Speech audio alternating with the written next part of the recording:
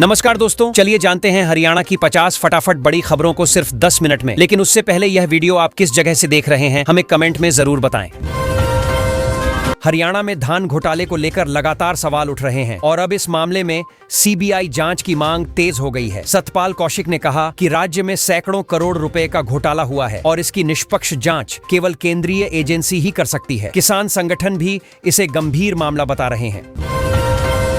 गुरुग्राम में ईडी ने बड़ी कार्रवाई करते हुए वाटिका बिल्डर की करीब 108 करोड़ रुपए मूल्य की संपत्ति जब्त कर ली है। यह कार्रवाई मनी लॉन्ड्रिंग से जुड़े एक मामले में की गई है। इससे रियल एस्टेट सेक्टर में हलचल बढ़ गई है और कई निवेशकों में चिंता दिख रही है। एनसीआर में सड़क सुरक्षा को लेकर हालात लगातार बिगड़ रहे हैं। सुरक्षित यातायात पर पर्याप्त ध्यान न देने के कारण हर साल 3000 से अधिक लोगों की मौत हो जाती है। विशेषज्ञों का कहना है कि अगर सड़क इंजीनियरिंग और अनुशासन पर फोकस न बढ़ा तो यह आंकड़ा और बढ़ सकता है।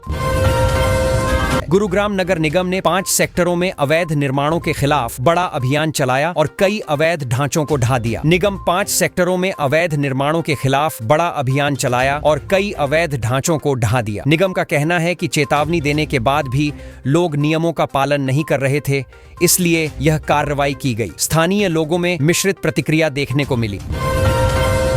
गुरुग्राम में आयुष्मान भारत योजना के तहत विशेष सर्जिकल अभियान जारी है जो 22 नवंबर तक चलेगा। इसमें गरीब परिवारों को मुफ्त सर्जरी और इलाज की सुविधा दी जा रही है। स्वास्थ्य विभाग का कहना है कि पहले ही कई मरीजों का सफल उपचार किया जा चुका है और अब अभियान और तेज किया जाएगा।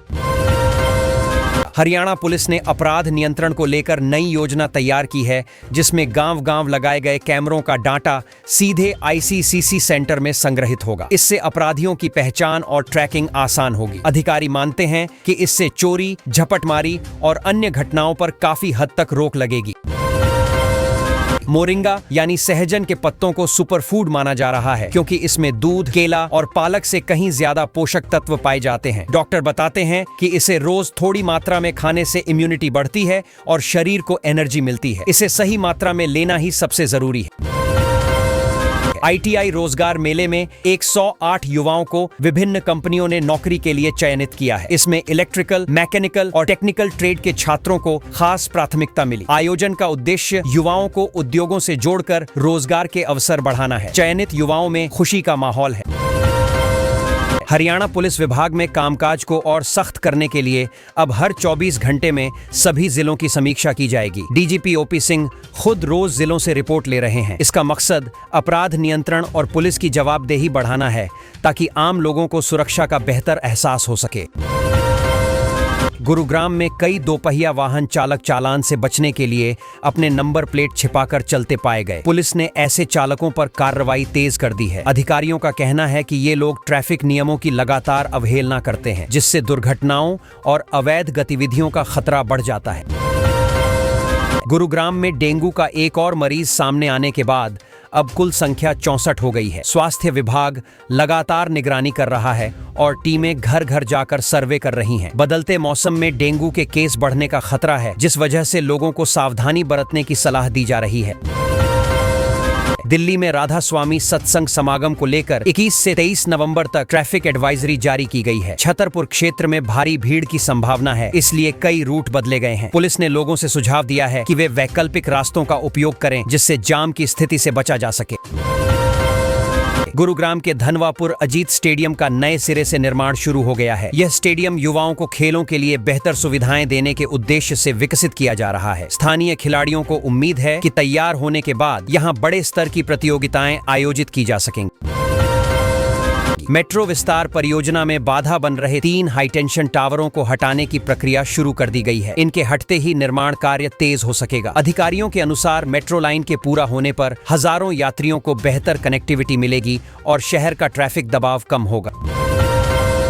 गुरुग्राम में ग्रैप नियमों और कचरा फैलाने के मामलों में सख्ती शुरू हो गई है। कई लोगों पर जुर्माना लगाया गया और कुछ वाहनों को जब्त भी किया गया। प्रदूषण बढ़ने के बाद प्रशासन ने साफ सफाई और नियमों के पालन पर निगरानी बढ़ा दी है ताकि हवा की गुणवत्ता को सुधारा जा सके। बैंकों में 10 साल से अधिक समय से निष्क्रिय पड़े 20 खातों में जमा 15 लाख रुपए उनके असली हकदारों को लौटा दिए गए। बैंक अधिकारियों ने दस्तावेजों की जांच कर यह राशि वापस की। कई परिवारों को लंबे समय बाद यह पैसा मिलने से बड़ी राहत मिली है और वे बेहद खुश हैं। गुरुग्राम में एक बैंक अधिकारी की सतर्कता के कारण 6 करोड़ रुपए की डिजिटल ठगी होने से बच गई। अधिकारी ने संदिग्ध ट्रांजैक्शन देखते ही तुरंत खाते को ब्लॉक कर दिया। साइबर पुलिस ने कहा कि समय पर कार्रवाई न होती तो बड़ा नुकसान हो सकता था। मामले की जांच जारी है। गुरुग्राम नगर निगम ने ग्रैप नियमों के उल्लंघन 2023 पर 113 लोगों पर भारी जुर्माना लगाया है। प्रदूषण नियंत्रण के लिए यह अभियान जारी रहेगा। अधिकारी कहते हैं कि नियम तोड़ने वालों पर और कड़ी कार्रवाई की जाएगी ताकि वायु गुणवत्ता में सुधार लाया जा सके। गुरुग्राम फरीदाबाद रोड पर वन्य जीवों की सुरक्षा के लिए विशेष गलियारे बनाए जाएंगे। इन गलियारों से जानवरों की सड़क दुर्घटनाओं में कमी आएगी। पर्यावरण विशेषज्ञों ने इसे जरूरी कदम बताया है क्योंकि इस क्षेत्र में अक्सर वन्य जीव सड़क पार करते समय घायल हो जाते हैं। मेडिकल एडमिशन के नाम पर करोड़ों रुपए की ठगी का मामला सामने आया है। आरोपियों ने कई परिवारों को फर्जी वादे करके रकम वसूली। पुलिस ने कुछ संदिग्धों को पूछताछ के लिए बुलाया है। पीड़ित परिवारों में गुस्सा है और वे जल्द कार्रवाई की मांग कर रहे हैं। वाटिका बिल्डर के खिलाफ ईडी की बड़ी कार्रवाई में 108 करोड़ रुपए की संपत्ति जब्त की गई है। यह कार्रवाई आर्थिक अनियमितताओं से जुड़े मामले में हुई है। कार्रवाई के बाद बिल्डर के प्रोजेक्ट्स को लेकर निवेशक चिंतित हो गए हैं और बाजार में हलचल बढ़ गई है। गांवों में लगाए गए कैमरों का डाटा अब सीधे आईसीसीसी सेंटर में सुरक्षित रखा जाएगा, जिससे पुलिस अपराध पर और तेजी से कार्रवाई कर सकेगी। अधिकारी बताते हैं कि इस सिस्टम से छोटी घटनाओं की भी रियल टाइम मॉनिटरिंग होगी और ग्रामीण इलाकों में सुरक्षा बेहतर होगी। ITI रोजगार मेले में 108 युवाओं को नौकरी के लिए चुना गया है। कंपनियों ने विभिन्न तकनीकी ट्रेड में युवाओं को मौके दिए हैं। मेले का उद्देश्य युवाओं को उद्योगों से जोड़ना और उन्हें कौशल के आधार पर रोजगार दिलाना है। चयनित उम्मीदवार अपने भविष्य को लेकर काफी उत्साहित हैं। हरियाणा में एसपी रैंक के 5 IPS अधिकारियों को DIG 108 युवाओं को नौकरी के लिए चुना गया है। कंपनियों ने विभिन्न तकनीकी ट्रेड में युवाओं को मौके दिए हैं। मेले का उद्देश्य युवाओं को उद्योगों से जोड़ना और उन्हें कौशल के आधार पर रोजगार दिलाना है। चयनित उम्मीदवार अपने भविष्य को लेकर काफी उत्साहित हैं। हरियाणा में ASP रैंक के 5 IPS अधिकारियों को DIG के पद पर प्रमोशन मिला है। इससे राज्य में पुलिस व्यवस्था और प्रशासनिक निगरानी मजबूत होने की उम्मीद है। प्रमोशन के बाद इन अधिकारियों को अब बड़े स्तर की जिम्मेदारी मिलेगी, जिससे कानून व्यवस्था की गुणवत्ता पर सकारात्मक असर पड़ेगा। हरियाणा सरकार ने कर्मचारियों के लिए महंगाई भत्ते में बढ़ोतरी मंजूर कर दी है। इसका फायदा सीधा तनख्वाह में दिखाई देगा और कर्मचारियों की जेब में हर महीने थोड़ी राहत पहुंचेगी। बढ़ती कीमतों के बीच ये बढ़ा हुआ भत्ता एक तरह से सहारा जैसा है और इस फैसले से कर्मचारी खुश दिखाई दे रहे हैं। सरकार ने सभी विभागों में ट्रांसफर प्रक्रिया फिर से शुरू करने का निर्णय लिया है। लंबे समय से जिन कर्मचारियों की तबादले की फाइलें अटकी थीं, उन्हें अब राहत मिलने वाली है। इससे कई लोग अपनी पसंद की लोकेशन चुन पाएंगे और विभागीय कार्यों में भी पारदर्शिता और गति आने की उम्मीद बढ़ गई है। राज्य सरकार ने खाद्य वितरण को लेकर नया नियम लागू किया है कि अब सिर्फ वही किसान खाद्य प्राप्त कर पाएंगे जिनकी पंजीकरण प्रक्रिया पूरी है। यह कदम इसलिए उठाया गया है ताकि असली किसानों तक खाद्य पहुंचे और कालाबाजारी पर रोक लगे। इससे वितरण की पूरी व्यवस्था अधिक सुचारू हो सकेगी।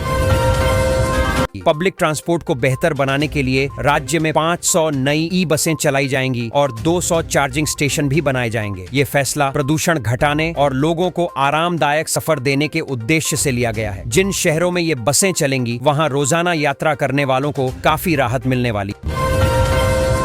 नगर निगम ने सफाई व्यवस्था दुरुस्त करने के लिए 744 करोड़ रुपए का बड़ा प्रस्ताव तैयार किया है। इसमें नई मशीनें, स्मार्ट कलेक्शन सिस्टम और कई इलाकों में बेहतर कचरा प्रबंधन जैसी योजनाएं शामिल हैं। शहर को साफ रखने में अक्सर दिक्कतें आती थीं, जिन्हें दूर करने के लिए ये प्रस्ताव काफी मददगार माना जा रहा है। शहरवासियों के लिए राहत भरी खबर है कि एक इलाके में योगा पार्क और योगा हॉल बनाया जाएगा। लोगों का मानना है कि इससे सुबह शाम व्यायाम की सुविधा मिलेगी और बुजुर्गों से लेकर युवाओं तक सबको फायदा होगा। स्वस्थ जीवन शैली को बढ़ावा देने के लिए यह कदम काफी सकारात्मक माना जा रहा है। दिल्ली धमाके के बाद गुरुग्राम पुलिस पूरी तरह अलर्ट मोड पर है। शहर में नियमित वेरिफिकेशन तेजी से किया जा रहा है और पुलिस किसी भी संदिग्ध गतिविधि को हल्के में नहीं ले रही। अधिकारियों के निर्देश हैं कि छोटी से छोटी जानकारी पर भी तुरंत कार्रवाई हो ताकि सुरक्षा में कोई चूक न रह जाए। गुरुग्राम में ग्रैब 3 लागू होने से ट्रांसपोर्ट से जुड़े कारोबारियों की दिक्कतें बढ़ गई हैं। कई वाहनों को नियमों के कारण सड़क पर उतरने में परेशानी हो रही है। छोटे ट्रांसपोर्टरों को ज्यादा दिक्कत हो रही है क्योंकि उनका रोज का कामकाज रुक रहा है और प्रदूषण नियंत्रण के नियम काफी सख्ती से लागू किए जा रहे हैं। पुलिस ने ऑपरेशन ट्रैकडाउन चलाकर 10 दिनों में 109 आरोपी गिरफ्तार किए हैं। ये सभी अलग अलग मामलों में फरार चल रहे थे और पुलिस लंबे समय से इन्हें पकड़ने की कोशिश कर रही थी। लगातार छापेमारी और निगरानी के कारण यह सफलता मिली है, जिससे लोगों में सुरक्षा को लेकर भरोसा बढ़ा है। गुरुग्राम के एक इलाके की 8 सड़कों को मॉडल सड़क बनाने का काम शुरू होने वाला है। इन सड़कों पर अच्छे फुटपाथ, लाइटिंग और सुंदरता बढ़ाने के लिए पौधे लगाए जाएंगे। प्रशासन चाहता है कि रात में भी लोग सुरक्षित और आराम से निकल सकें और सड़कों की हालत एकदम साफ सुथरी दिखाई दे। पीएम किसान सम्मान निधि को लेकर राव इंद्रजीत ने कहा कि इस योजना ने वास्तव में किसानों को मजबूती दी है। सरकार की कोशिश है कि खेती से जुड़े परिवारों को आर्थिक सहारा मिले। किसानों की आय में स्थिरता लाने और खेती की लागत संभालने के लिए यह सहायता निरंतर दी जा रही है, जिससे ग्रामीण अर्थव्यवस्था मजबूत बनी रहे। हरियाणा में ठंड और प्रदूषण का डबल अटैक देखने को मिल रहा है। कुछ जिलों में हवा बेहद खराब स्थिति में पहुंच गई है। लोगों को सांस लेने में दिक्कत, खांसी और जलन जैसी समस्याएं होने लगी हैं। प्रशासन ने सलाह दी है कि सुबह शाम बाहर निकलते समय मास्क पहने और जरूरत हो तो ही बाहर जाएं। हरियाणा सरकार किसानों को मजबूत सहारा देने के लिए कुछ जिलों में नई विशेष सब्सिडी योजना चला रही है। इस योजना के तहत किसानों को आधुनिक खेती उपकरण और अन्य जरूरतों में रियायत दी जाएगी। सरकार चाहती है कि खेती का बोझ कम हो और छोटे किसानों को भी बेहतर सुविधाएं मिलें ताकि खेती लंबे समय तक टिकाऊ बने। हरियाणा में पराली जलाने के मामलों में हाल ही में बढ़ोतरी दर्ज की गई है। जींद में 3 किसानों को इसी मामले में गिरफ्तार किया गया है। सरकार लगातार किसानों को जागरूक कर रही है कि पराली जलाने से हवा जहरीली होती है और जुर्माना भी बढ़ता है। प्रशासन रोकथाम के लिए गांव स्तर पर निगरानी बढ़ा रहा है। नायब सैनी ने कहा कि किसान मजबूत होगा तभी विकसित भारत का सपना साकार होगा। उन्होंने बताया कि सरकार का पूरा ध्यान किसानों की आय बढ़ाने, लागत घटाने और नए संसाधन उपलब्ध कराने पर है। खेती किसानी से जुड़े सुधारों और योजनाओं को जमीन पर प्रभावी तरीके से लागू किया जा रहा है ताकि गांव से शहर तक विकास तेज। गुरुग्राम के 10 सेक्टरों की मुख्य सड़कों को अब मॉडल रोड की तरह विकसित किया जाएगा। निगम ने इसके लिए पूरा प्लान तैयार कर लिया है। इन सड़कों पर बेहतर पैदल मार्ग, लाइटें और सुचारू ट्रैफिक व्यवस्था होगी। उद्देश्य यह है कि शहर की भीड़ भाड़ कम हो और लोगों को साफ व्यवस्थित सड़कें मिलें। हरियाणा का जिला मॉडल 2.0 लागू कर दिया गया है। इसका मतलब यह है कि अब हर जिला अपनी सड़क, नाली, पुल और अन्य निर्माण कार्यों को एक सुनियोजित प्लान के तहत करेगा। इससे फालतू खर्च कम होगा, समय बचेगा और काम की गुणवत्ता बढ़ेगी। सरकार चाहती है कि छोटे काम भी पूरी रणनीति के साथ हो।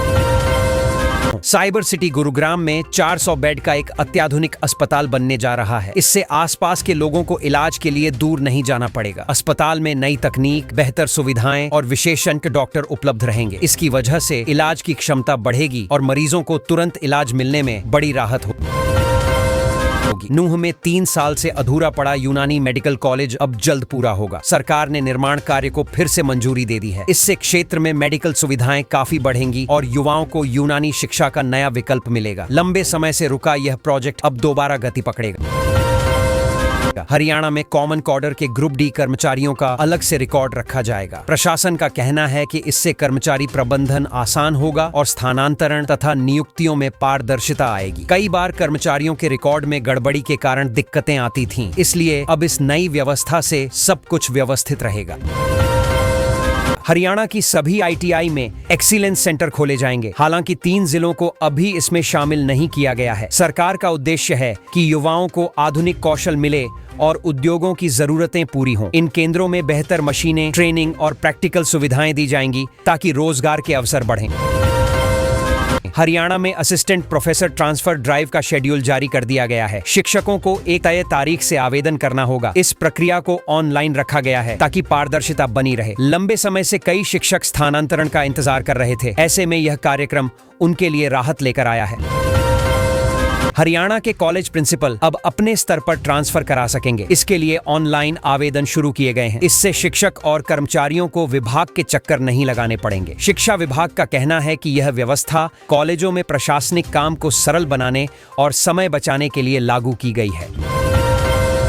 हरियाणा में धान घोटाले को लेकर लगातार सवाल उठ रहे हैं और अब इस मामले में सीबीआई जांच की मांग तेज हो गई है। सतपाल कौशिक ने कहा कि राज्य में सैकड़ों करोड़ रुपए का घोटाला हुआ है।